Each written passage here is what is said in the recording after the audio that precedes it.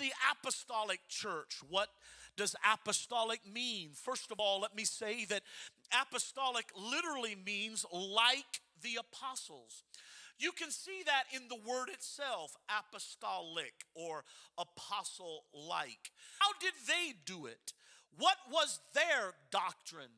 What did they teach? As apostolics, we do our best to pattern our doctrine and our church after the original church established by Jesus Christ and his apostles. The Gospels record Jesus teaching, his training, his imparting to those disciples. And the book of Acts then is a historical account of how those first disciples fulfilled the instructions of Jesus. Matthew, Mark, Luke, and John were Jesus' instructions. The book of Acts are how those handpicked men that Jesus selected to build his church upon, how did they carry out and fulfill those instructions of Jesus?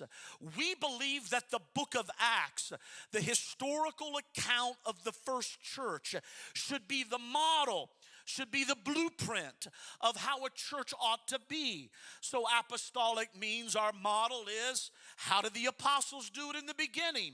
Before 2,000 years of man's influence, before 2,000 years of the world's culture affecting the church, before 2,000 years of the enemy's attempts to try to distort or twist the truth. What did the apostles do in the beginning? Like the apostles, apostolic. We don't trace our roots back to the Reformation and Martin Luther. We don't trace our roots back to the Second Reformation or to Azusa Street.